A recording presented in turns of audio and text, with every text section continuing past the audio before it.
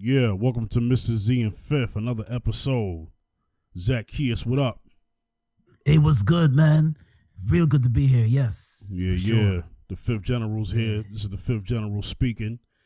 All right, so we're going to go ahead and we're going to get into this episode. We're going to get into some interesting news here. First, we're going to talk about what 50 Cent's going through right now. So, Hold on, let me turn my mic up. So 50 is I'm gonna go straight to his Twitter post.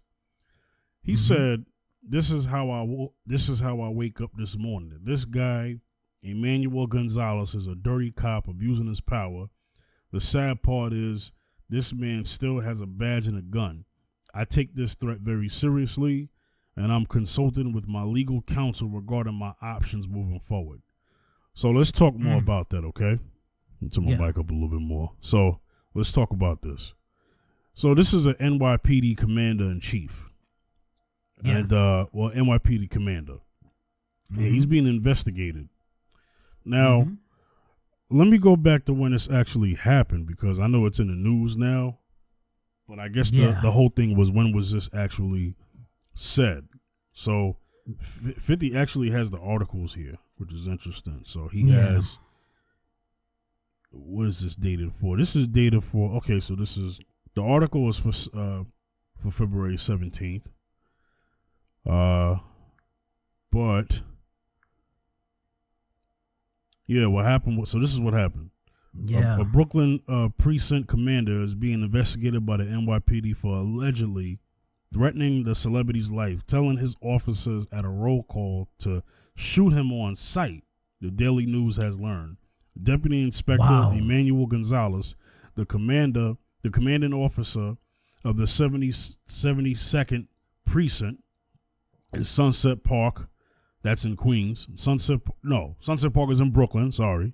In Brooklyn, that's Brooklyn, yeah. Sunset Park allegedly made the threat last June 7th. Okay, so last year, 2018, when the actor and In the Club rapper was expected to attend the NYPD sanctioned boxing match in the Bronx.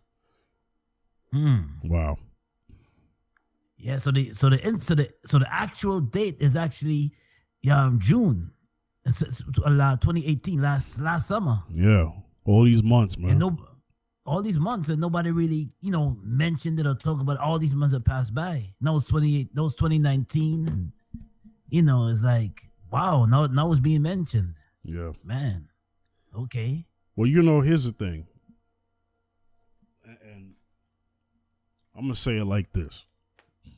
Here's the thing. 50 he's been through some traumatic stuff in his life. You know what I'm saying? And he was in the street life. I know he was in the streets. He was definitely in the streets, but, the man's been shot a total of 9 times. I mean, the last thing he wants to hear is a cop gunning for his neck. So yeah, that's not a good thing. What's your opinion on this, man? What do you think should happen after this? Well, I think I believe the cop should be reprimanded, because it's one thing to now according to articles say that Gonzalez sources and articles would say that he's been it's like he passed it off as a joke. Yeah, ain't nothing funny about that. But you know what? Certain things you just don't joke around with. Shooting somebody you just don't joke around with. I know sometimes officers at roll call like to get a kick off or a laugh off, or sometimes when they're at their roll call, sometimes a sergeant or corporal making jokes, and sometimes they will pass around let's say they pass around a document, and it has somebody's picture on it, a face on it, and it happens to be a black male. This is a suspect that we're looking at. And, sometimes they joke around. He looks like you, officer. And they pass it on to a black officer, saying, no, that looks like you. So, or we're going to watch you. Sometimes they joke during the time of roll call before they start their shift. So he joked. So Gonzalez joked around saying this before the actual shift started, before the actual event and shift started. My thing is this: like you're comfortable and you're joking around. You're joking around. It's not shooting somebody and making fun of, oh, you look like this person. I don't take that as a joke. Serious. Especially when you're a cop. Exactly. It's serious. It's not, I mean, you can joke about other things too, but don't joke about somebody's race or just make or stereotype typical joke. Oh, shoot him because Curtis Jackson is a black man and he's a hip hop artist. Oh, just shoot. Oh, when you see him, shoot him. It's not a joke. You know what I'm saying? We black people have been through a lot in our life. Not to say that some white folks didn't been through a lot, but a lot of us been through a lot. Mm-hmm. And it's just to jump over and just cause you have your life comfortable talking about go shoot him and it's supposed to be a joke. That's not. I don't find that funny. It's not amusing or funny to me. Yeah, because or fifth general. It's not amusing to us. A lot of our people have lost their lives because a cop said shoot them on sight. So there's nothing funny about this. What's crazy is the fact that, do you know that if he would have said this about any other brother who wasn't a celebrity, this wouldn't be reported. No, it wouldn't have been supported. No, it wouldn't have been reported. Not at all. Not at all. Well, it goes to show you that's the kind of guy he is, and that's the kind of stuff that's being talked amongst fellow officers. Now, we've been knowing that. Yeah, we've been knowing that. But the fact that he could be so nonchalant about it is crazy. Shoot him on sight. Now, what if 50 would have got killed from this? What would have happened? Exactly. You see what I'm saying? Exactly. The fingers would have been pointing at you because you said shoot. This is deadly. I mean, I ain't never heard a cop jokingly joke about, hey, when you see Matthew McConaughey, shoot him on sight. Right. You know, or when you see Dave Matthews, or if you see what's that? If you see Garth Brooks, shoot him on sight. I ain't never heard this. I ain't never heard nobody say that. Nothing like that against a country singer. So why a rapper, a black male rapper at that? Exactly. Ain't nobody jokingly said when you see Eminem or Macklemore or Machine Gun Kelly, shoot him on sight. Yeah, I'm going there. I don't care. Yeah. Exactly. You know, I know some people listening like, why is this got to be a race thing? Well, because 9 out of 10 times when it comes to the police and black folks, it's always a race thing. And I know some people it's always a race thing. I know some people are probably saying, oh, well, this cop, he's not even white. Well, if you look at him, his last name is Gonzalez. So technically, when I look at him, Gonzalez might consider himself white. Let's go there. He might consider himself a white Hispanic. He might. Mm-hmm. So, he might, yeah. So, but let a black cop threaten somebody like Vanilla Ice, shoot him on sight. He'd be locked up right now. Forget an investigation. They'd be like, what happened? All right, we did our investigation already. No, you didn't. You decided in 2 seconds. Well, that's our version of an investigation. He's gone. Exactly. They decide a lot quicker when it comes to us. There's no waiting for investigation there. Yeah. Oh, let's get all the facts. When it comes to black people, they don't want to get all the facts. I mean, you hear it all the time. Black officers getting gunned down by their own cops. Getting gunned down. I'm talking about They undercover gunned down. Remember that? Yes. It was a story recently that you sent me. You know, and then there was a story maybe 10 years ago. This brother was almost 10 years ago. This brother was an undercover cop. He announced that he was a police officer chasing down some criminal activity, and the cops stopped him and killed him. And he's like, "Yo, I'm the cop." And he said, drop the gun. He's like, I'm an officer. Had his badge around his neck on a chain, and they killed that brother. Yeah, this was in the Bronx. Yeah, they killed him. In the Bronx, yes. I remember that. Yeah. Oh, yeah. I mean, so you can't even, it's bad enough. It's bad enough we got to deal with people who, quote unquote, protect and serve, treating us like freaking Jewish Nazi camps. The way these cops act towards us, Gestapo, you know. Okay. it's like a walking Guantanamo Bay in the neighborhoods we frequent. You know what I'm saying? Yeah, exactly. You know, exactly. And you can't even protect and serve without getting shot if you're a black man. Ain't that something? Shoot. It's just, man, I'm telling you. You know, now I don't want to turn the story around, but the point I'm making is that this is something that 50 went through, but imagine what everybody else goes through, man. Imagine what everybody else goes through. And let's just say it like this, right? So here's the thing about 50. 50 got money. So I know I want to go to this conversation. 50 got money. 50's a rich black man. But guess what? Yeah. Even a rich black man can be shot down like a dog in the street, according to what this police officer said.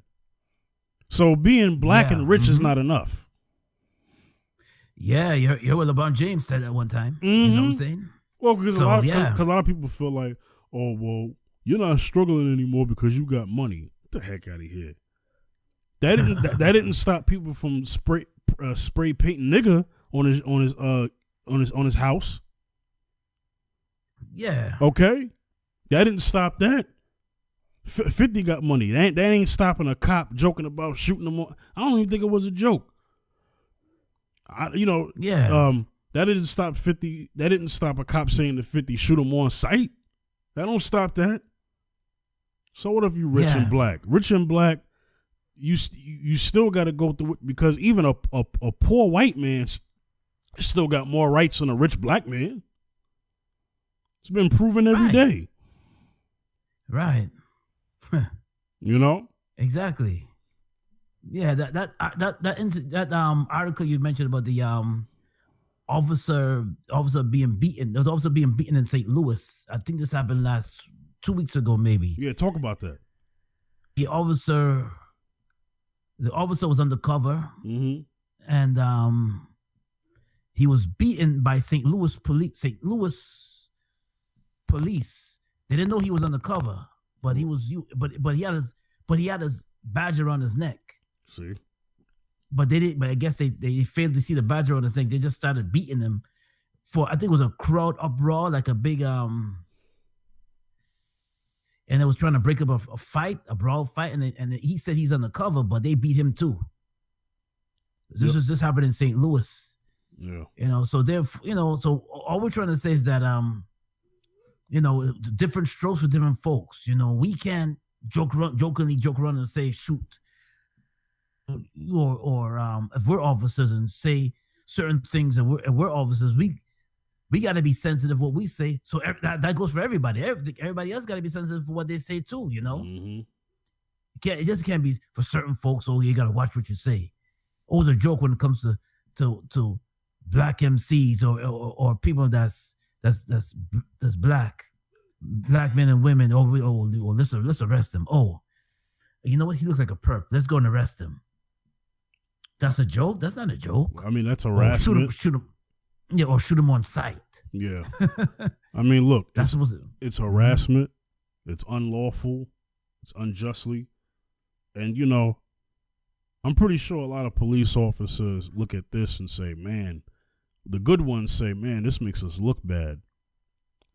But understand, this was the whole reason, and I'm going to segue into this next topic. This is the whole reason why brothers like Kaepernick kneeled, man. Yeah. Because of this right here. Yeah. Yeah.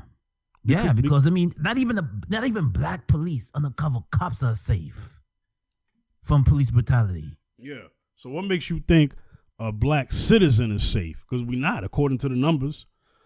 I mean, recently a brother turns up dead in the same jail cell they put Sandra Bland in. Oh, yeah, see? Something wrong with that picture, man. How does that happen? You can't tell me this ain't all set up by design. Right. All by design. Yeah, so it just goes to tell you, man, it's like you're serving your community as a police officer and you're getting beaten, or you're you're trying to perform because you're an artist, Mm-hmm. Chief deputy makes a joke about, oh, shoot him when you see him, shoot him on sight. That's supposed to be a joke, like I'm supposed to laugh over that, but it's not a joke, man. Yeah, it's not a joke. I'm glad they could hold him liable for what for what he said. I mean, well, we'll see for now because you know how it is. I don't hold my breath, and we don't want to celebrate too early. But the thing is that there are so many of the police officers like Emmanuel Gonzalez in this world, man. Or the Darren or the cop that killed Mike Brown. There are so many cops like them, or the cop that killed Philando Castile. There are so many police officers like that having their jobs and just either saying things or doing things that end our brothers and sisters' lives, man. And enough is enough. Yeah. It seems like an ongoing saga, And like I said, if this wasn't set against 50, then what else would have happened? It's like one of these situations where and think about it, June. So this goes all the way back to last year, June. That's a long time. June 7th. That's June a long 7th. Right, but that's a long time. I wonder who outed him. Because for him to go hidden that long, that was a secret. Somewhat. Yeah, because I didn't know. We didn't know about it. Everybody else, people. I didn't know until yesterday. No. Exactly. Until I see the article, maybe about yesterday or the day before. Well, not yesterday or day before. Well, Saturday. I think I found out around sometime Saturday. You know what I'm saying? Yes. Well, I don't want to confuse people because we're recording on the 18th. When this airs, it'll be this Friday. But anyway, so over the weekend is when I heard this. Yes. See? Yeah. There's a long time since that's June 7, 2018. That's a long time from man. Mm-hmm. Wow. Yeah. Wow. I go to tell you, but this is why we support Brother Kaepernick. Mm-hmm. Because he took a stand and he kneeled in solidarity for brothers being safe against police brutality. And and it goes into what other brothers stood for when Tommy Smith and John Carlos took a stand that day in the Olympics in 1968 or 67 Olympics. When they put the fist up, they were saying enough is enough. People look at them and say, oh, you're doing it because the Panthers do that. But no, they're doing it because of tired of police brutality, tired of black men getting killed and black women getting police brutality, Yeah. Tired of that, So, man, since it's been going on been the end of time, it's been going on for a long time. Longer than it should have. So this is and people want to know, they look at the Black Panthers. They're like, why were they formed? For the same reason the Black Panthers was formed. Well, to protect us from police brutality. The same reason why the Black Panthers were formed. Those who don't know the history, Oakland, 1966. Exactly. It was to protect us from police brutality. Yeah, the same way. That's the reason why they were formed. They were tired of it. Mm-hmm. They don't understand that the Black Panthers also did tried their best to keep drugs out of the neighborhood that the CIA was pushing in. How about that? And this is why the CIA was infiltrating them, because they was like, listen, they're trying to keep because we noticed that the black community, and even now, was unprotected. Mm-hmm. Police brutality. They say, listen, we're gonna start school. We're gonna start the after school lunch programs, the after school, health, and the summer school lunch programs, and the health in our community. Mm-hmm. With the nutrition and held, the Black Panthers were pushing. So yeah. Yeah. So the free breakfast programs, the food pantries, all of that. They started this stuff, man. Oh yeah. Man? Started it. The free clinics exist because that was the idea of the Panthers. Yeah, so there's a reason why Kaepernick took a knee. Yeah. Yeah.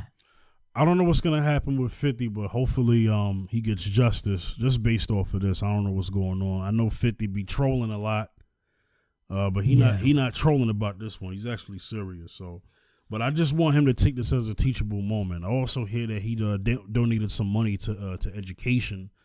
Good for him. You don't really hear stories about him doing that. So, yeah. Yeah. So let's get into Kaepernick. I want to play this from NBC News. Make sure everybody hear this. Tonight, after 3 years of public outcry over a polarizing silent protest, closure for Colin Kaepernick, who filed a grievance against the NFL, claiming league owners colluded to keep him off the field. Now that case ending in a settlement. On Twitter, Kaepernick's attorney writing, "The resolution of this matter is subject to a confidentiality agreement, so there will be no further comment by any party." On Kaepernick's social media, the former 49er quarterback only reposting his attorney's statement. The NFL also reaching an undisclosed settlement with former teammate Eric Reed, who knelt alongside Kaepernick during his protest against police brutality. Reed blaming the NFL for going unsigned for a period of time before rejoining the league. Believe in something. Despite Kaepernick's rising influence, legal experts say his case was likely tough to prove, for it's up to the player to provide evidence of collusion. Now what began as a silent protest, ending with both sides sworn to secrecy. Morgan Chesky, NBC News. Okay. So, I'm going to go ahead and assume that Kaepernick got some dirt on the NFL, man. For them to settle like this. Now, you got some people who really don't know what the heck they're talking about, saying that Kaepernick's a sellout. He's not a sellout. He's not a sellout. Okay. So I don't want to, I mean, that's two different things. Well, because they're looking at it like this. Oh, well, this is hush money. It's not hush money. He's still gonna be a philanthropist and donate to organizations that are fighting against police brutality and wanting equality for black citizens and fighting against injustice. Yes. He's still going to continue to do that. Is he going to play in the NFL again? I don't know. Does he have to? Right. I don't know if he has to. Yeah. Do I still feel the same way about the NFL? About me not really dealing with the NFL because of what they did to him? Yeah, I still feel the same way. That hasn't changed. Because, let me quote my brother Mike Son, MC from the Bronx, rapper / activist. He said that there have been plenty of issues where people have stood up for and fought against, you know, whether it's drugs in the NFL or domestic violence. But why is it that when Kaepernick stands up against police brutality against black citizens and people of color, that's when you want to blackball them? So the NFL was picking and choosing what they feel they should get behind. Right. You know, if you get behind breast cancer, which that's a good thing, they'll support you. Yeah. If Kaepernick would have kneeled for autism research and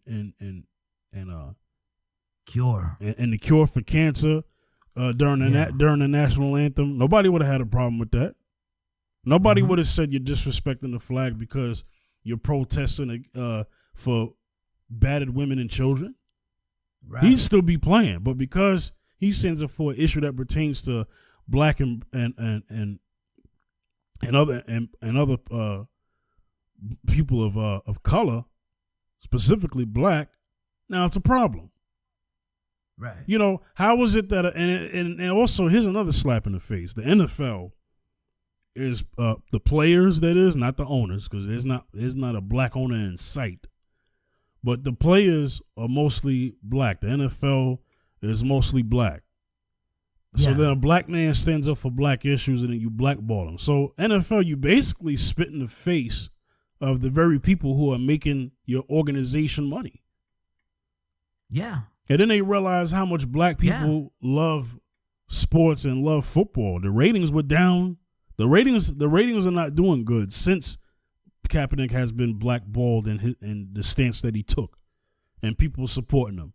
A lot of people, including myself, did not watch the Super Bowl or the NFL season this whole year, and the year before that. I haven't been watching since.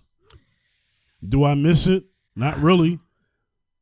You know, I grew up being a New York Giants fan. I don't know what's going on with that organization because I haven't been paying attention to football like that. Yeah, it just leaves a certain taste in your mouth because the thing is that when because you know where you're standing, when you have a black child and you're raised and you're black yourself, and you're a male, and you see someone in NFL like Kaepernick himself take a stand or just utter something against police brutality, and then all of a sudden now he's blackballed, or all of a sudden now he cannot play no more. It goes to tell you that, oh wow, these are people I'm supporting. I can't even talk against police brutality, but yet I'm supporting this organization. Yeah. So yeah, it would leave a taste in your mouth. No, they have some black folks that will watch it continuously. Okay. Mm-hmm. Yeah. Yeah, they'll watch it continuously because they'll tell you, I love the sport.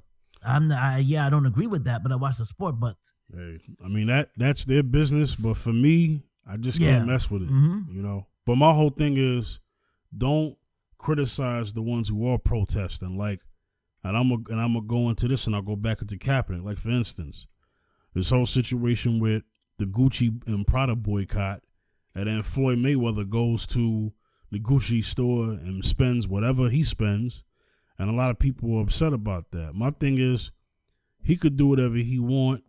He can. Secondly, I'm not surprised. Mayweather is a Trump supporter.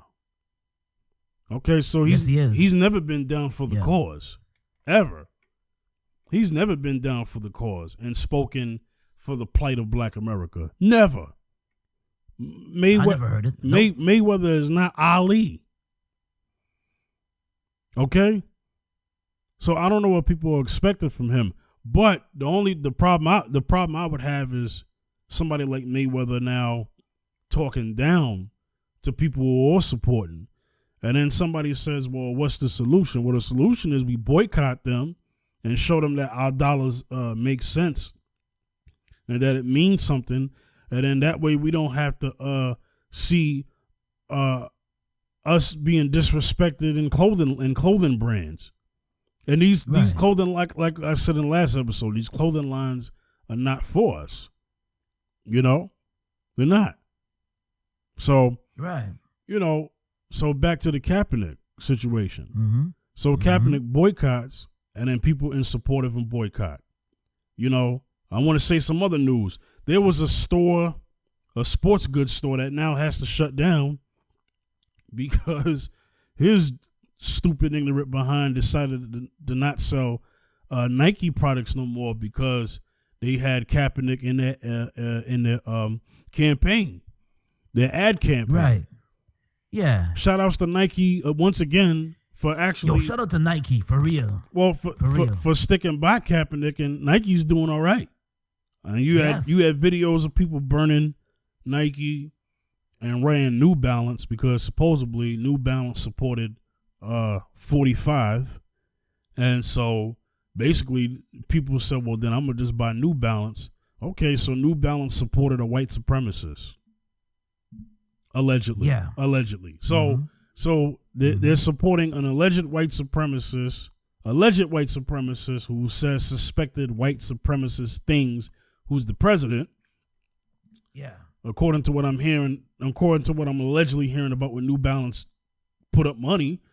I'm not wearing New Balance. I mean, New Balance, I guess, is trying to get back in good graces because they decided to give Kawhi Leonard a endorsement deal. Find that interesting, you know. So okay, you know, okay, you know. But anyway, so the guy said he wasn't going to sell him because, you know, he believed he sided with Trump. Trump put this thought. Trump put this thought in people's minds even before Trump that it's disrespected the troops, whatever, and fired them sons of bees, you know. So this guy now loses his business. So I wonder if he's thanking Trump for this. I mean, if that's his guy and he wants to defend his guy, now the man got to shut down his store, fool. And then when he shut it down, he said, wow, I guess there are more Colin Kaepernick and Eric Reed supporters than I thought. You think? Exactly. That's because of this. Black people, we love us some Nikes, man. I come on now. Let's just keep it real. I got two or three pairs of Nikes. I frequently buy from Nike. Yes. So I'm putting myself in this. And this was before Kaepernick. The point is, I was ready to be done with Nike if Nike felt that they was gonna do be on some garbage and say, oh, we think Kaepernick is disrespectful and all sort of stuff, and we cannot stand behind this. It's better for a company to not say anything at all, really, in my opinion. Yeah, exactly. If you don't, what I'm saying is, if you're a company and you don't agree with Kaepernick's stance of fighting against injustice, then just be quiet. Now, if you are in support of Kaepernick, then speak up, definitely, because we need that. Yeah. But if you're a company that is against it, just don't say anything. Because as soon as you say something, then we got to hold you to what you said. Yes. Zaccheus, what's your thoughts on all of this, man? You know, years ago, I was just thinking when in the 80s, before a lot of us was born, in the 80s, when we did not support Reebok because it was intentionally supporting of apartheid. Really? Yeah, so a lot of us boycotted Reebok. We didn't buy Reebok sneakers because of the support of apartheid in South Africa. So we boycotted. So for a long period of time, black folks, some black folks didn't buy Reeboks because it was like, listen, if you was black conscious and black woke, if you was woke, you didn't buy Reeboks because you know what Reeboks stood for. You know what Reebok stood for.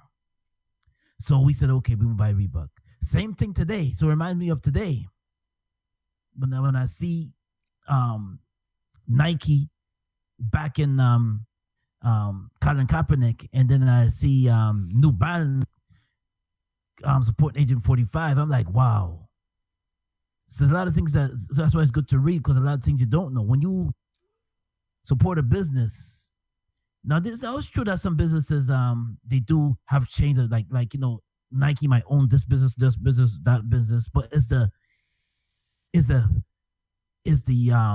boycott behind it. When you say, okay, I'm not gonna buy this product because they don't like New Balance. I'm not gonna buy New Balances because if they support Agent 45, no, Agent 45 kind of shun on Kaepernick, and they kind of like say, listen, we don't support people that go against the flag. Because they like to throw the flag up in there and say, okay, we need he's respecting the flag. They add stuff. And all we're trying to say is that no, this is totally against police brutality. Whatever group you belong to, you deserve to protest, because I want to put this in real quick, and I'm gonna get back to you. The Jewish community for a long time, I don't know if they still do, but for a long time they didn't support Mercedes because Mercedes used to make custom build cars for Hitler and the Nazis during Nazi Germany time. How about that truth bomb? See? Exactly. And nobody says nothing about the Jewish community feeling that way. No. They don't. So listen, we have a right in this country, you have a right to stand up and say, listen, this is what we stand for. and we're not taking this anymore. Now I know some people say, well, okay, that's fine in that country. Okay, Russia, we protested Russia, they'll go against us and they'll shut everything that we do down, and we'll do this and they'll throw us in prison. But no, we're talking about the U.S. and we're talking about the injustice. Because I don't know the population of black folks in the Soviet Union. I don't know the population of because someone uttered to me that that would never happen in Russia. You can never protest in Russia. That's fine. Yeah, that's fine. That's okay. But for history, we're talking about the history of the United States against police brutality. Police brutality stretches a long way. We're not talking about overseas. We're talking about police brutality here.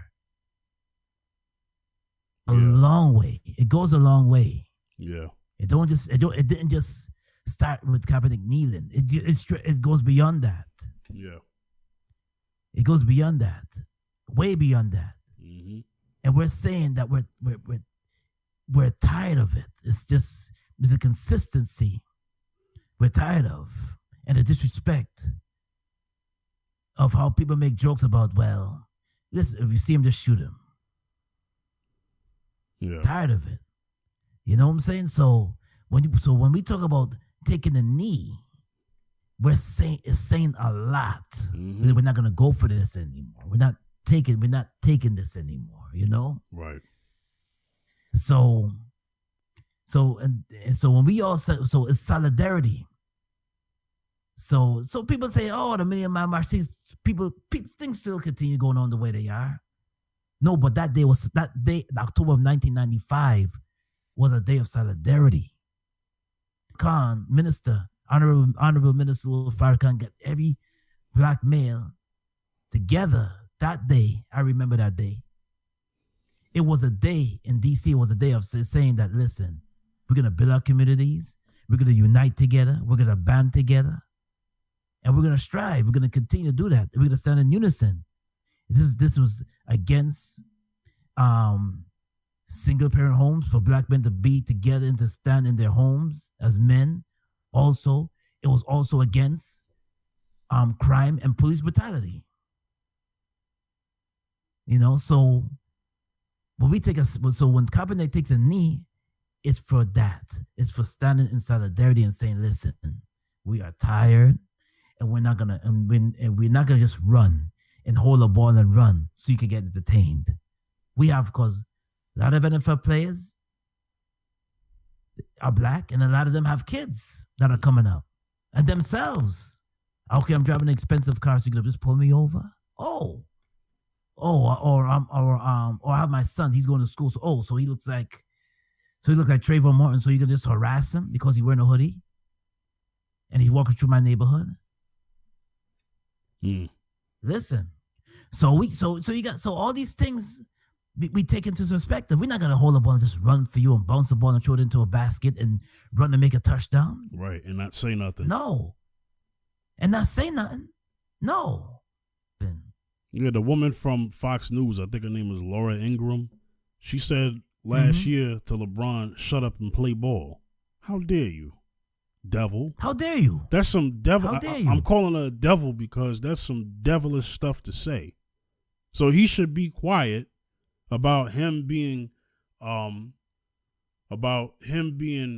targeted by some racists vandalizing his home with racial expletives, and he should just shut up and play ball.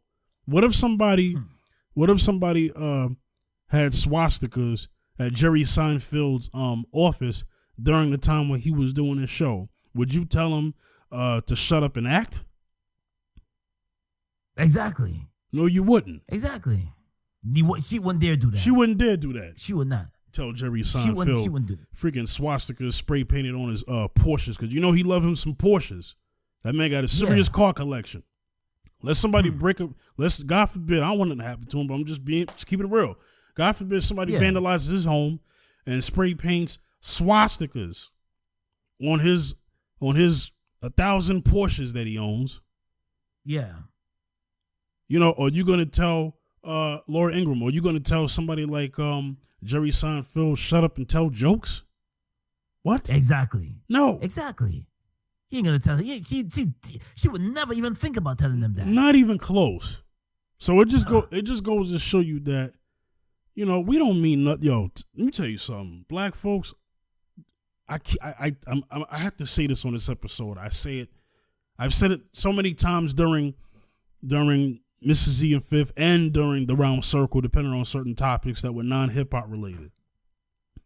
We do not, as black people, we do not have any friends. We don't have any allies. At least I don't see that I don't see that we have one. We might have had one. We might have had a particular group at times, an ally, but we don't have any friends, black folks. We just don't. And this is how you find out when something racist happens. When something racist happens, that's when you find out who's actually a friend to black people. When something racist happens to us. Yeah. Yeah. Because usually the other side will say, oh, well, slavery was years ago. Jim Crow laws was years ago. Such and such was years ago. If anybody talks to you like that, including your own people, they're not your friend. Because you got some ignorant coons, black folks out there that say stuff like that too, repeating and regurgitating the same talking points of white supremacy. They ain't your friend. Oh yeah, I hear that. I hear that from black folks. They say, why keep bringing this stuff up all the time? There's a saying I don't want to hear it. Yeah. There's a saying that goes like this: every skin folk ain't kinfolk. Meaning, just because they black don't mean they with you. Right. So that's not enough anymore. Just being black is not enough anymore when it comes to unifying and being on code against a particular, standing for a cause against a particular force. Yeah, no, yeah, that's not, yeah, because you have to understand that back then we talk about the Panthers and we talk about like certain groups, like the Black Panther Party, and Dr. King when he had a civil rights when he's working with civil rights, he had John Lewis with him, Andrew Young, and Jesse Jackson. John Lewis, Jesse Jackson. It's like some of our folks went against them. Plenty. Some of our folks a lot went against them. Let's go. Okay, let me go back digging the history. Do you know Marcus Garvey? Do you know that a lot? I don't think people know this, and I'm gonna let you get into the Marcus Garvey thing real quick. I just want to say this real quick, and I'm gonna let you have as much time as possible because we're gonna end the show. Okay. So, this is gonna surprise some black people. This surprised me. I found that there was more black people against what Martin Luther King, what Malcolm X, and what Medgar Evers stood for than they supported them. And I'm going to explain why, because a lot of that was out of fear. Martin Luther King's own father had an issue with Martin Luther King and felt that he was being a little bit too extreme at times. Right. But Martin Luther King had integrity. Yes. And you have to have integrity. Now, recently, Steve Harvey, I'm going to segue into this because that's perfect. Steve Harvey had Monique on his show, and he said to her that, the best thing you could do, he said, this ain't the black and white game, this is the money game. And then she said, before the money game is the integrity game. You got to have integrity. And then he says he said the best thing you could do for poor people is not end up one of them. What? And then saying that he can't let his integrity get in the way of people who count on him. Really? So basically, in the words of what my son said, a guy like Steve Harvey would basically say to Rosa Parks, you know what? Don't sit down. Go to the back of the bus. That's that kind of talk. That's a problem. We can't have that mentality on our side when we need to get the things that we need for our survival.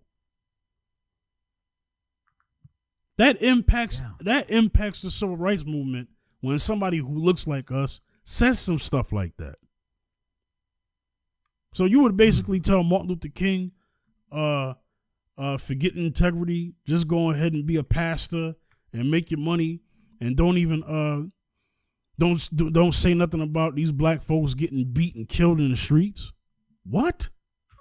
That's the kind of talk that would be against Martin Luther King. So yes, there was more black people actually against the movement than they was for it because of fear.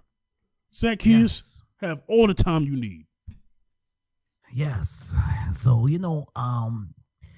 and he's right. He's totally right. Because even during the time of Marcus Garvey, I know I'm digging into history, even the time of Marcus Garvey, W.E.B. Du Bois and A. Randolph Phillips did not agree with Marcus Garvey tactics at all, period. They went against him. Marcus Garvey was building a boat voyage back to Africa. And they had some people and J. Edgar Hoover had some blacks that sabotaged the whole mission, the entire mission.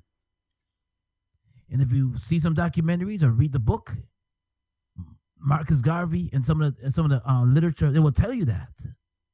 So yes, they have some of our folks that don't have our best interests at heart. I mean, they just want to be comfortable in their own skin. They want to be comfortable in their own zone. They're comfortable. So every time when a black person is woken and they want to ruffle some feathers and they see the injustice, those are the black folks come in and say, "What are you doing? You're messing up my comfort. What are you doing? Lord. You're mashing up my comfort. What are you doing?" This has been going on since the beginning, but so not everybody that looks like you is with you. Mm-hmm. It's that, and that's the truth. Speak on it. That's the truth. Dr. King in 1958 had a woman stab him in Harlem, in New York City, in 1958. Yeah, crazy, or she was hallucinating, but that knife almost killed him. Yep. So it goes to tell you that because I look like him, you always when you speak to folks, always try to get where they're coming from and know where they're coming from, because I have some black folks that say Kaepernick is crazy. He lost his money. He lost money. He's a fool. He lost money. He's a has-been. He lost money. He was not that good anyway. But let me tell you something.